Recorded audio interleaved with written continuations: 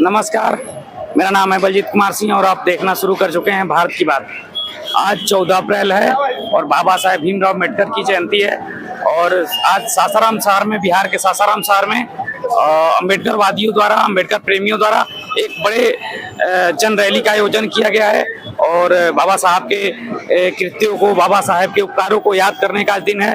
तो ये बाबा साहब की प्रतिमा है, बहुत सारे लोग यहाँ फूल पुष्प अर्पित कर रहे हैं और बाबा साहब के सभी बाबा साहब के दलितों के उपकार पर, बाबा साहब के इस भारत के उपकार को याद कर रहे हैं। सामने एक और जुलूस ने आ रहा है, मैं चाहता हूँ अपने कैमरामैन को उनको दिखा दें एक बार।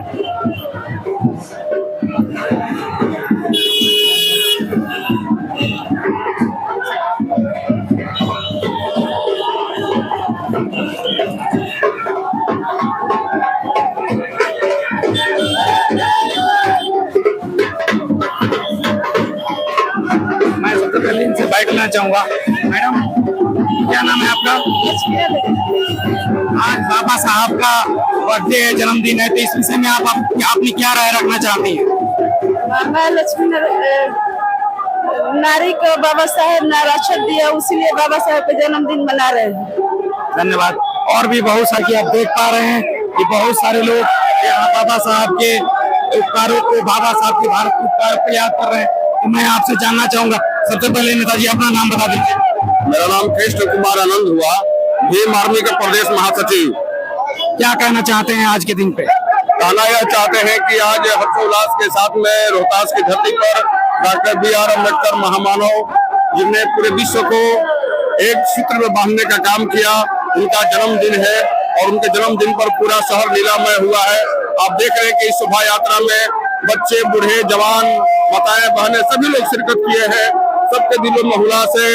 आज पूरा गांव और शहर पूरा नीला नीला पूरा देश दिख रहा है, आसमान से धरती तक। आज की जो सरकार है उसमें कुछ लोग हैं जो चाहते हैं कि संविधान को बदल दे।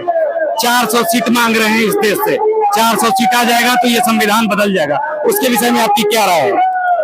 बहुत अच्छा आपने बात कहा कि जिन लोगों ने सरकार में आकर के इस बात को दावा कर रहे हैं कि 400 पार, अब की बार 400 पार, मैं उसी सरकार से पूछना चाहता हूं, पुलवामा घटना में जो 400 किलो RDX जो बॉर्डर पार आकर अंदर में हमारे सैनिकों को लहूलुहान कर दिया, मांस का जो शरीर था मांस को लोहे में बदल गया।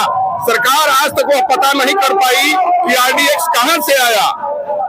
यह सबसे बड़ी सवाल है कि RDX के पता नहीं लगा पाया, लेकिन यह कैसे पता है कि 400 सीट पार हमारी आएगी। निश्चित रूप से कहा जाएगा कि यह सरकार जो है इस मानसिक रूप से जो है यह हमारे संविधान के बदलने के फिराक में है, लेकिन इसे पता नहीं है कि हम लोग भीम के वंशज हैं। हमारे खूनों में उनके एक एक कतरा जो जब तक रहेगा हम उनके वंशज हैं। जिसने हमें कहा था कि जब तक तोड़ेंगे नहीं तब तक छोड़ेंगे नहीं, हम बाबा साहब के वंशज हैं और हमारे शरीर में जब तक लहू रहेगा तब तक उनके इरादे जो है कभी सफल होने नहीं देंगे हम लोग।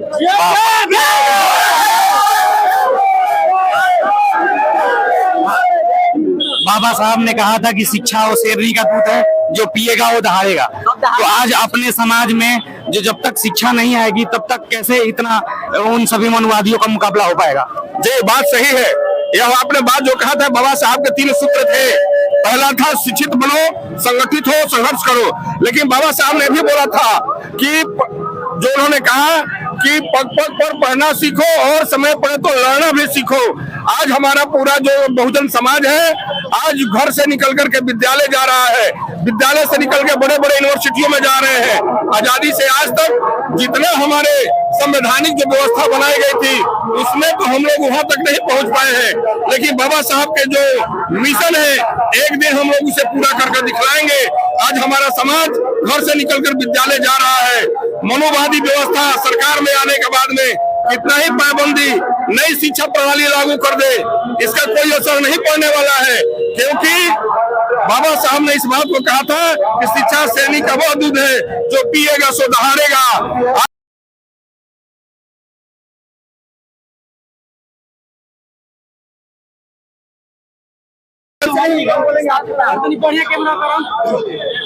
आज हमारे पास कुछ और भीम आर्मी के सदस्य हैं और भीम बाबा साहेब भीमराव अम्बेडकर के बारे में कुछ कहना चाहते हैं क्या? जी कहना चाहते हैं। नहीं, अपना नाम बताइए। मेरा नाम रितेश कुमार है, मैं बीएससी का 22 सेमेस्टर में पढ़ रहा हूँ, मेरा जूलॉजी ऑनर्स है। हम यही कहना चाह रहे हैं कि जैसे हमारे माता पिता अपने स्कूलों में ये बोलते हैं कि बेटा एक कॉपी किताब है, इसको अच्छा से रखना, अच्छा से पढ़ना, उसी तरह हमारे महामानव बाबा साहब अम्बेडकर ने हमको संविधान देकर गए और इस संविधान को जो फाड़ देगा, जो दहाड़ देगा, जो बदल देगा, उसका छाती फाड़ देंगे। मेरा संविधान अमर रहे, मेरा संविधान अमर रहे। और कुछ पूछिए। मैं ये पूछना चाहता हूँ आपसे कि बाबा साहब ने कहा था कि शिक्षा वो शेरनी का दूध है, जो पिएगा वो दहाड़ेगा। सही बात है। तो जब तक हमारा आपका समाज शिक्षित नहीं होगा तब तक अच्छे अच्छे जगहों पे नहीं पहुंच पाएगा। अच्छे अच्छे जगह कौन है? जैसे पत्रकारिता है, जहां आज के समय में ये आरोप लगाया जाता है कि मीडिया आपकी आवाज को नहीं दिखा रहा है, बहुजन की आवाज को नहीं दिखा रहा है। वो मीडिया गोदी मीडिया में तब्दील हो गया है। वो देश में जो वर्तमान